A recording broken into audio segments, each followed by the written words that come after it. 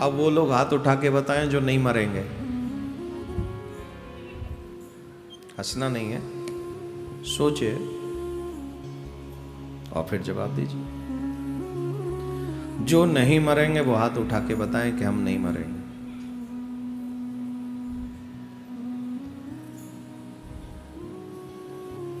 इसका मतलब सब मरेंगे, यही सही है। तुमको अगर पूर्णिमा उत्सव पे वृंदावन जाना हो, मुंबई वालों को, तैयारी करते हो? करते हो कि नहीं? काय की तैयारी? कपड़ों की तैयारी, टिकट विकेट सब लेना, ट्रेन में बैठना कब है, क्या व्यवस्था है, कब अरेंजमेंट है, खाएंगे क्या रास्ते में, ट्रेन से उतरेंगे फिर कैसे वृंदावन पहुंचेंगे स्टेशन से, इवन सुबह होंगे तो ब्रश भी करना पड़ेगा। सारी तैयारी करते हो कि नहीं? 5 मिनट चाहूंगा, जरा ढंग से सुन लीजिए। अगर आप 5 मिनट सुनोगे तो बात समझ में आएगी आपके।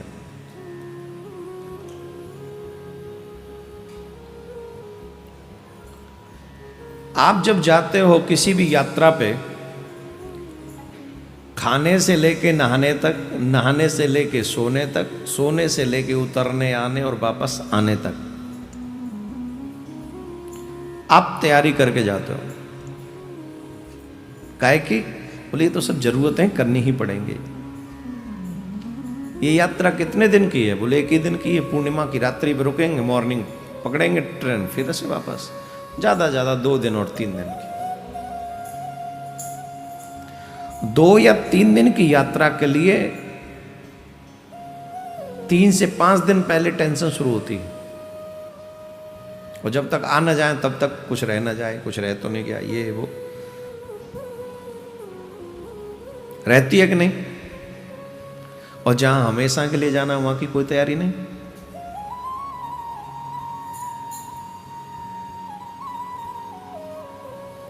जहां हमेशा के लिए जाना है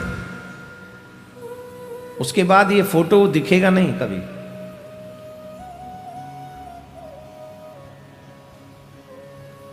जिस फोटो पे आपको अभिमान है, घमंड है, ये दोबारा दिखेगा नहीं।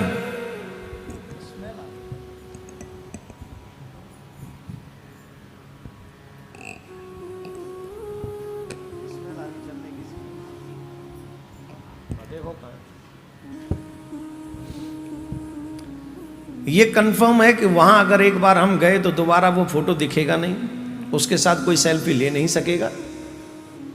वो गया मीन्स गया। और उस यात्रा की एक बात और निश्चित है,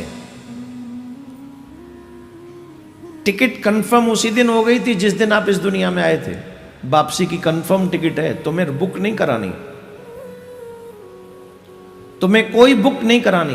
VIP, first class, business class में है, आगे वाली सीट पे तुम ही रहोगे पूरी फ्लाइट में और कोई नहीं होगा उसमें। सोते हुए जाओ, खाते हुए जाओ, रोते हुए जाओ, नहाते हुए जाओ, वॉट एवर यू वॉन्ट। नहीं, वॉट एवर यू वॉन्ट नहीं, वॉट एवर यू डिड। जो आपने किए हैं उन्हीं के अनुसार उस फ्लाइट में तुम्हारे साथ व्यवहार होगा।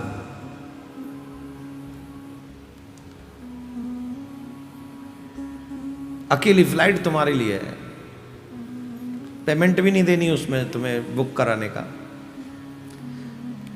कितने बड़े दुर्भाग्य का विषय है, जहां 1-2 दिन की यात्रा करनी हो आपको तो आप लोग सभी इतनी तैयारी करते हो, और जहां हमेशा के लिए जाना है वहां की कोई तैयारी नहीं।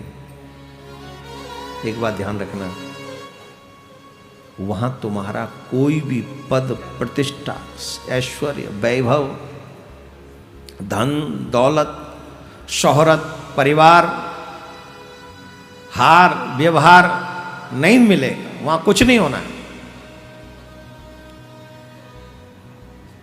क्या हुआ? बोलो राधे राधे। ऐसे नहीं, जोर से बोलो। वहां कुछ होना ही नहीं है, वहां कोई सिफारिश नहीं चलनी है। आप सोचो कि वहां कोई सिफारिश चलेगी, वहां कोई सिफारिश नहीं चलेगी। वहां अगर कुछ चलेगा तो वो तुम्हारा सिर्फ व्यवहार चलेगा, जीवन भर जो तुमने काम किया है वही चलेगा। Good and bad, what ever you did, आपने जो किया है वही उसका फल आपको उस फ्लाइट में मिलना है। इसलिए राजा परीक्षित ने, जब राजा को ये शाप लगा कि 7वें दिन तक्षक डसेगा और तुम्हारी मृत्यु हो जाएगी, एक क्षण का विलंब किए बगैर राजा ने उसी समय राज्य छोड़ दिया, महल छोड़ दिया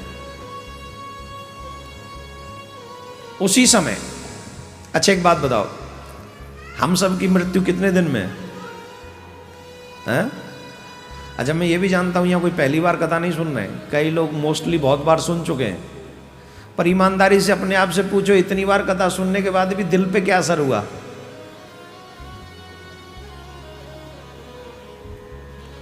सुनने में कोई कमी नहीं छोड़ी हमने, 1 बार 2 बार 5 बार 6 बार 10 बार कथा खूब सुनी है, लेकिन सुनने के बाद असर क्या हुआ? हुआ क्या? एक से सुना, एक से निकाल दिया। यह सुना तो था कि 7वें दिन मौत होनी है, मृत्यु होनी है, बावजूद समझा नहीं कि मृत्यु होनी है। जिए ऐसे हैं जैसे कभी मरेंगे ही नहीं, हर दिन वैसे जीते हैं जैसे कभी मरेंगे नहीं।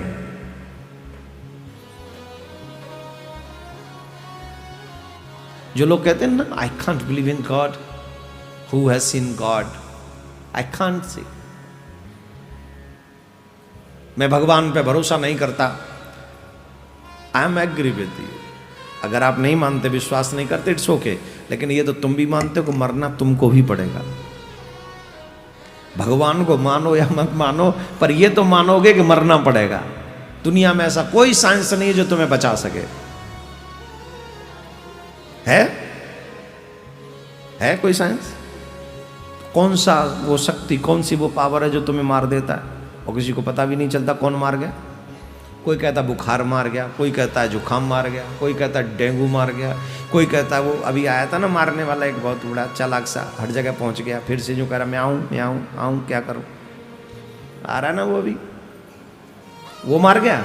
वो मार गया तो सबको क्यों नहीं मारा? बुखार मारता है तो जिनको आता है सब मरने चाहिए, खांसी मार गई वो जिनको होती है सब मरे, फिर कैंसर मार गया फिर भी बच गया, कई बच गए कई मर गए, क्यों मर गए? ये कोई रोग नहीं मारता इंसान को, ये गलतफहमी है। मौत डायरेक्ट नहीं आती, मौत बहाना बना कर आती है। किसी को छींका ही प्राण निकल गए, क्यों? कोई और है जो तुम्हारी मौत निश्चित कर चुका है, जिसे कुछ लोग कहते हैं I can't believe in God. तो बिलीव नहीं करो, करो, मौत उसने तुम्हारी लिख दी। No one can save you, तुम्हें कोई बचा नहीं सकता। बचा सकता है कोई? बोलो। ये जानते हुए भी कि 7वें दिन मरेंगे, फिर भी मूर्खता भरी आदतों से बाज नहीं आते हो। ये सुनने के बाद भी कि 7 दिन मरना पड़ेगा, 7 ही दिन में, फिर भी होटलों में जाके बोतल खोलते हो, शर्म नहीं आती?